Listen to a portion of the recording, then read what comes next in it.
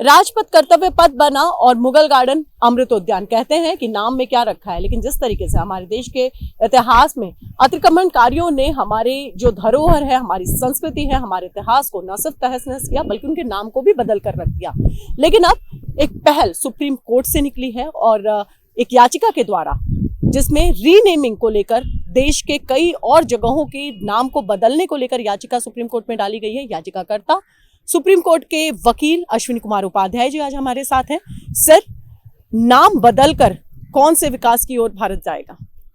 देखिए, नाम बदलना इसलिए बहुत जरूरी है क्योंकि नाम किसी भी गांव का हो, मोहल्ले का हो, शहर का हो, कस्बे का हो, वो अच्छे लोगों के ऊपर होना चाहिए, न किसी बलात्कारी के ऊपर होना चाहिए, आक्रांता के ऊपर होना चाहिए, आतताई के ऊपर होना चाहिए। 15वीं शताब्दी से पहले इस देश में एक भी मुसलमान नहीं था। 15वीं शताब्दी से पहले इस देश में एक भी ऐसा शहर नहीं था जिसके नाम के बाद में बाद लगा हो या जंग लगा हो। उदाहरण के लिए हैदराबाद, सिकंदराबाद, मुर्शिदाबाद, ये सारे बाद में लगे।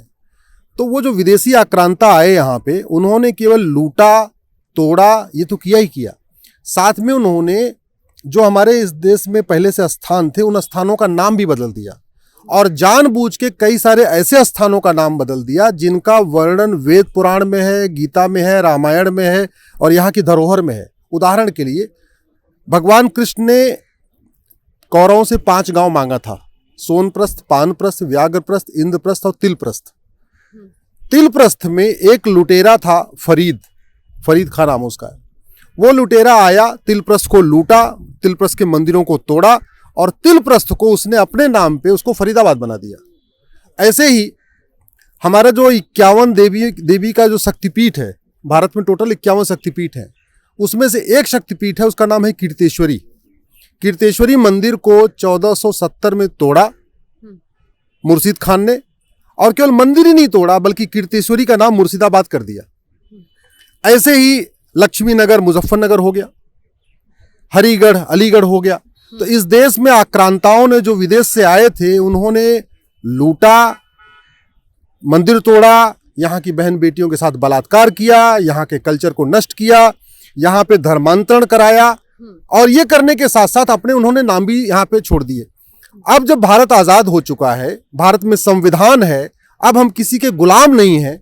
जब हम गुलाम नहीं हैं तो उन गुलामों के नाम पे सड़क मोहल्ले गली क्यों चलना चाहिए? मैं ये नहीं कह रहा हूँ कि ताजमहल गिरा दो क्योंकि ताजमहल तो चलो बनाया गया। मैं ये नहीं कह रहा हूँ लाल किला गिरा दो क्योंकि लाल किला तो बनाया गया। लेकिन भारत में 1000 नाम ऐसे हैं शहरों के, कस्बों के, जिनको उन्होंने आक्रांताओं ने बसाया नहीं था, केवल और केवल उसकी नेम प्लेट चेंज कर दिया था। मैं इस देश में सारे युवाओं से कहना चाहता हूं, अगर आपके घर पे कोई एक गुंडा आए, कोई बदमाश आए, आपके घर पे कब्जा कर ले और घर पे कब्जा करके आपकी नेम प्लेट बदल दे, तो जिस दिन आप उससे आप मुक्ति पाओगे, जिस दिन आप गुलामी से मुक्ति मिलेगी, आप उसकी नेम प्लेट बदलोगे कि नहीं बदलोगे? हम आज़ादी की 75वीं वर्षगांठ मना रहे हैं और आज भी इस देश में चाहे वो और ऐसे अच्छे लोगों के नाम पे अगर कोई सड़क मोहल्ला गली हो, बात समझ में आती है। लेकिन जहां इतिहास में लिखा हुआ कि इस व्यक्ति ने मंदिर तोड़ा, इस व्यक्ति ने लूटा, इस व्यक्ति ने सोमनाथ को तोड़ा, इस व्यक्ति ने ये किया, इस व्यक्ति के कारण हजारों महिलाएं जो है आग में कूद गई, इस व्यक्ति के कारण हजारों महिलाएं कुएं में कूद गई, इस व्यक्ति ने 1000 महिलाओं को कैद करके अपनी रखेल बना के रखा हुआ था, उनके नाम पे सड़क मोहल्ला गली। ये पूरी तरीके से संविधान हमें जो अधिकार देता है, राइट टू डिग्निटी, सम्मान के साथ जीवन जीने का अधिकार देता है हमारा संविधान। राइट टू कल्चर हमें अधिकार है, राइट टू ट्रेडिशन हमारा फंडामेंटल राइट है। तो right to culture, right to tradition, right to religion हम कैसे हमारा सिक्योर होगा?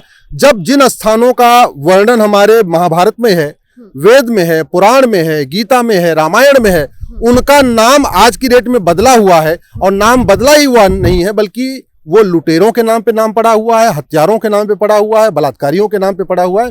इसलिए मैंने पीएल फाइल किया है कि 75 साल हो गए, मामला ये संसद में कभी उठा नहीं, विधानसभा में बातें होती नहीं है। इक्का दुक्का कोई यहाँ की बात कहते हैं कि ये बदल दो, वो बदल दो, ये बदल दो, इससे कोई बात नहीं होगी। एक रीनेमिंग कमीशन बनाया जाए, वो रीनेमिंग कमीशन में एक्सपर्ट हो, हिस्टोरियन भी हो, आर्कियोलॉजिकल के लोग भी हों, जजेस भी हों, आईएएस भी हों, सब सोशल एक्टिविस्ट भी हों, वो लोग मिलके जो वास्तव में पहले नाम थे, जैसे विंध्याचल है, विंध्याचल हमारा शक्तिपीठ है, वहां मिर्जा गया, उसने उसको मिर्जापुर बना दिया। तो हमारे शक्तिपीठ तक नहीं छोड़े उन्होंने। कीर्तिश्वरी को उसने मुर्शिदाबाद बना दिया, उसने जो है आपके लक्ष्मी नगर को मुजफ्फरनगर बना दिया, आपको तिलप्रस्थ जो जिसका वर्णन महाभारत में है उसको उसने फरीदाबाद बना दिया।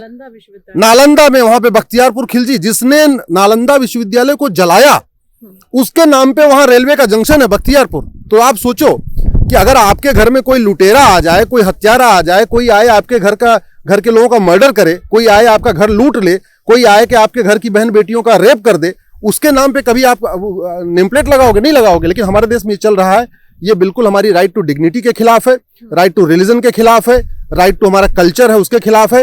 ये संविधान की धज्जियां उड़ा रहा है। हमें आज भी वास्तव में जो हमें सांस्कृतिक आजादी चाहिए, जो हमें कल्चरल फ्रीडम चाहिए, वो कल्चरल फ्रीडम नहीं मिल पा रही है। हमारा कल्चर तो आज भी गुलामों के नाम पे चल रहा है। इसलिए हमने कहा है कि ये फंडामेंटल राइट वायलेट हो रहा है और सुप्रीम कोर्ट के इस पर ऑर्डर पास करना। सर, रीनेमिंग कमीशन की आपने डिमांड रखी है, आपने कानूनी पक्ष सारे बताए, लेकिन इसमें राजनीति भी हो रही है। इस पे ये भी कहा जा रहा है, आप क्योंकि नेता भी हैं बीजेपी के, ये भी कहा जा रहा है कि इसको हिंदुत्व को बढ़ावा देने, एक हिंदू राष्ट्र के निर्माण की जो बात हो रही है, और बीजेपी का जो एक फंडा हमेशा से बताया जा रहा है, मुस्लिम विरोधी बताया जा रहा है, उसको भी इससे जोड़कर देखा जा रहा है। सर देखिए, मैं किसी पॉलिटिकल पार्टी के ऊपर कमेंट नहीं करता। मैं जब PIL फाइल करता हूं तो किसी पॉलिटिकल पार्टी से बात करके नहीं करता। मैं अपनी जो हमारी संविधान की थोड़ा बहुत हमें जो नॉलेज है उसको मैं यूज करता हूं, और भारत का एक नागरिक होने के नाते, भारत माता का बेटा होने के नाते हमारा फर्ज है कि इस देश से लुटेरों का, हत्यारों का नामो निशान मिटाया जाए। हम 1947 में आजाद हुए और 2023 में आज भी यहाँ लुटेरों के नाम पे सड़क मोहल्ले गलियां चल रही हैं।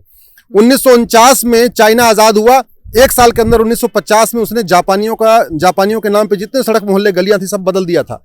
तो हमें तब इस देश में लोगों को कहते नहीं, जब तक स्वाभिमान तब जागृत होगा जब इनका लुटेरों का, आक्रांताओं का नामो निशान खत्म होगा। और ये विषय कोई हिंदू मुस्लिम का विषय नहीं है, ये कोई बीजेपी कांग्रेस का विषय नहीं है, ये तो राष्ट्रीय स्वाभिमान का विषय है। आज की डेट में जब वो लुटेरे चले गए, उनका कोई वंशज यहाँ नहीं बचा। जो भारत में है, ये भारत के लोग रहने वाले हैं। वो लुटेरे आए, लूटे तोड़े चले गए, अपने बाल बच्चों को भी ले गए, ना उनका यहाँ खानदान बचा है, ना तो उनका, जब उनका खानदान तक नहीं बचा फिर उनका नामो निशान यहाँ क्यों बचना चाहिए? इसलिए खत्म होना चाहिए। अश्विनी कुमार उपाध्याय की ज्यादातर जो याचिकाएं होती हैं वो देशहित के लिए होती हैं, लोकहित के लिए होती हैं।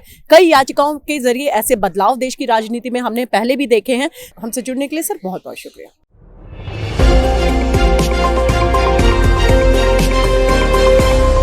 लॉ स्ट्रीट भारत, राष्ट्र के हित में।